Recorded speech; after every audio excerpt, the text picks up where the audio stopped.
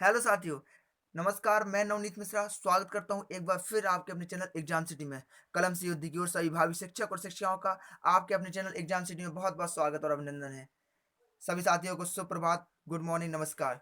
जैसा कि आप लोग जानते हैं, डीएलएड एग्जाम को लेकर बहुत सारी असमंजस अभी पहले भी बनते रहे, अभी भी बने हुए ही हैं। और जो इसी असमंजस को बनते हुए पीएनपी का जो घेराव हुआ था, उसके बाद जो अब बयान आया है, जो सचिव हैं पीएनपी के अनिल भूषण चतुर्वेदी जी ने वो बयान जारी किया है, उसके बारे में चर्चा करेंगे। क्या बयान जारी किया है, परीक्षाएं कब होनी है, क्या कैसा, इसके बारे में पूरी चर्चा करेंगे। तो वीडियो तक अंत तक लास्ट तक बने रहिए आप लोग, और सभी जानकारी आपको दी जाएगी। ठीक है दोस्तों, तो जो जानकारी है उसके बारे में जान लेते हैं। तो ये आप लोग ई पेपर की कटिंग देख पा रहे हैं। परीक्षा नियामक ने टीईटी, डीएलएड व अन्य परीक्षा कराने की अनुमति मांगी है शासन से। ठीक है, यहाँ आप देख पा रहे हैं, कोरोना महामारी के कारण अब तक नहीं हो सकी परीक्षा। आप लोगों का सत्र वैसे ही पीछे चल रहा था, और कोरोना महामारी के कारण ये और भी पीछे हो गया है। इसी के चलते जो डीएलएड के नेता थे, और ये हम लोगों ने जो स्पीक अप फॉर टीचर्स और इस हैशटैग डीएलएड प्रमोट, जो प्रमोट डीएलएड का जो मुद्दा उठाया है, उसको लेकर के पीएनपी में घेराव किया गया था। वहां पहुंचे थे लोग बाग, और उसके बाद निष्कर्ष कुछ नहीं निकला। निष्कर्ष ये निकला कि उन्होंने आश्वासन दिया कि आगे इस पर कार्रवाई की जाएगी। जो 10 सितंबर डेट दी है, उस पर कार्रवाई की जाएगी। लेकिन 10 सितंबर तक वो जानकारी मांगने के लिए उन्होंने परीक्षा जो नियामक हैं, प्राधिकारी हैं, पीएनपी है, उन्होंने शासन से अनुमति मांगी है कि परीक्षा कब की जाए। जब शासन इनके बाद अनुमति देगा तो लिखित में तभी इसकी जानकारी दे पाएंगे। तो क्या कहा है अनिल भूषण चतुर्वेदी ने, इसके बारे में जान लेते हैं।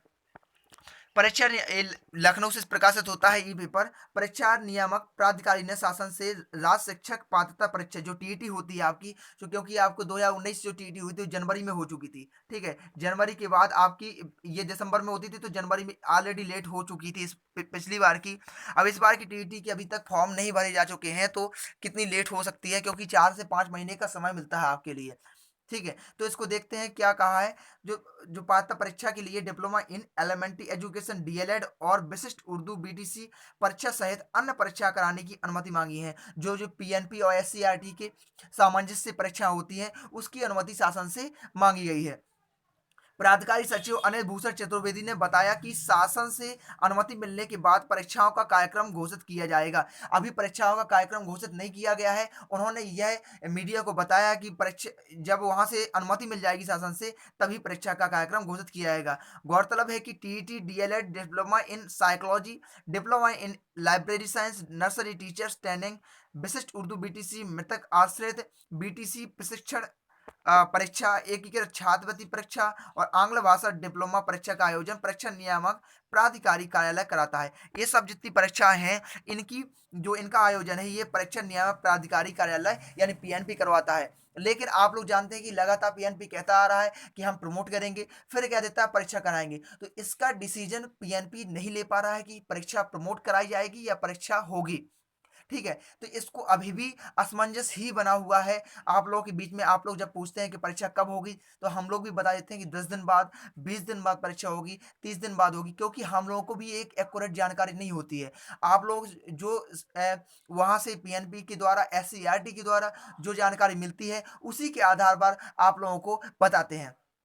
हम लोग जहाँ तक आप लोगों को विश्लेषण करके बता देते हैं कि ये कब तक आपकी परीक्षा होंगी, जिससे आप लोगों को भी समस्या ना हो, और हम लोग भी आप तक अच्छी से अच्छी न्यूज पहुंचा सकें।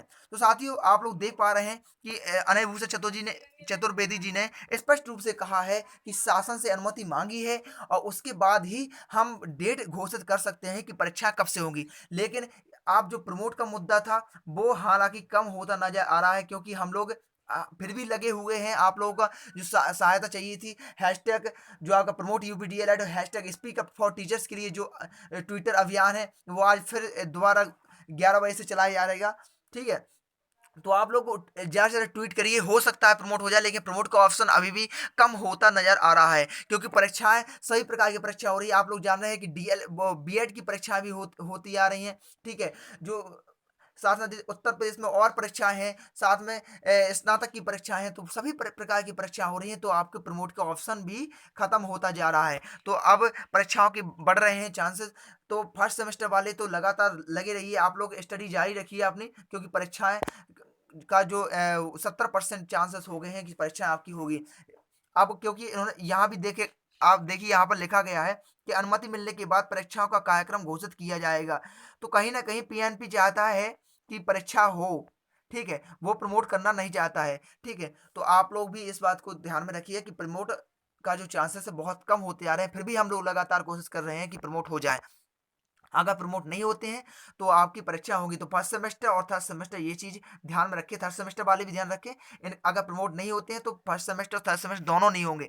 उसके आधार पर अगर आप, हो सकता है कि सेकंड और थर्ड फोर्थ सेमेस्टर बाद में प्रमोट कराया जाए या फिर उनकी परीक्षा बाद में करवाई जाए। लेकिन अभी आप लोग ध्यान रखिए कि फर्स्ट सेमेस्टर और थर्ड सेमेस्टर की बहुत ही जल्द परिणाम घोषित हो जाएगा। हो सकता है ये आपका 15 दिन के अंदर तिथि घोषित की जाए, ठीक है? तो आप लोग लगातार बने रहिए और जानकारी लेते रहिए। साथ ही यहाँ पर लिखा हुआ है कि मगर कोरोना महामारी के चलते इस बार इन परीक्षाओं का आयोजन नहीं करा सका। तो पीएनपी परीक्षाओं का आयोजन कराता है, वो कोरोना महामारी के कारण परीक्षाओं का आयोजन नहीं करा सका है, ठीक है? उधर शासन के एक अधिकारी ने बताया कि 9 अगस्त को संयुक्त बीएड प्रवेश परीक्षा कुशल संपन्न हो गई है। जो संयुक्त बीएड की परीक्षा हुई थी लखनऊ में से आयोजित होती है, तो वो साकुशल हर केंद्रों पर परीक्षा हो चुकी है, संपन्न हो चुकी है। तो आप लोग ये लोग जानिए कि परीक्षा होगी आपकी। जेईई और नीट के आयोजन हो रहे हैं। इन परीक्षाओं के आयोजन की सफलता का आकलन कर टीईटी सहित अन्य परीक्षा कराने की अनुमति दी जाएगी। तो शासन से निर्देश मांगे गए हैं, शासन से अनुमति मांगी गई है कि हम लोग परीक्षाएँ कराएँ, या कराएँ तो कब से कराएँ? तो ये लोग आप लोग कन्फर्म करके रखिए कि परीक्षाएँ आपकी 90% या 70% से 90% चांस हो चुके हैं आपके कि परीक्षा होगी। तो आप लोग पढ़ा अपनी पढ़ाई और अध्ययन को कंटिन्यू रखिए। साथ ही मैं भी आप कोशिश करूँगा कि जो भी चीज़ें आपको लिए लेके आता रहूँ। लेकिन अभी भी हम लोग अपना कैंपेन जो जारी रखते हैं कि प्रमोट यूपी डीएलएड और hashtag speak up for teachers. आप लोग लगातार ट्विटर हैंडल से इन लोगों को ट्वीट करते रहिए और साथ ही मेरे हैशटैग का प्रयोग करिए, मुझे भी रीट्वीट करिए, डिस्क्रिप्शन में इनका लिंक मिल जाएगा। तो आप लोग जुड़े रहिए, ये तो जारी रखिए, क्योंकि अगर प्रमोट नहीं भी होता है तो परीक्षा होगी, कुछ ना कुछ तो होगा। लेकिन हाथ पे हाथ रखे नहीं रखा जा सकता है, आप लोगों को आगे आना होगा इस चीज़ को लेकर, तो आप लोग ध्यान रखिए, ठीक है? तो ये इतनी न्यूज़ थी आज की, बहुत इंपॉर्टेंट न्यूज़ थी 5 सितंबर, क्योंकि आज शिक्षक दिवस है। शाम को, ठीक है? शाम को 5:05 तक जो स्टूडेंटों का एक अभियान चल रहा है, उसको लेकर के ताली बजाएँ, थाली बजाएँ, तो आप लोग भी इसमें अपनी सहमति और अपनी जुड़ सकते हैं इसमें, ठीक है? तो ये भी आप कर सकते हैं। नहीं तो आप ये जानिए कि शिक्षक दिवस की सभी को बहुत-बहुत शुभकामनाएँ, और आप लोग अध्ययन अपना लगातार रखिए, क्योंकि कॉन्संट्रेट और फ़ोकस ये चीज़ रखिए, आगे आपको सफलता मिलेगी, आप लोगों को सफलता मिलेगी, लेकिन इसको आपको जारी रखना पड़ेगा।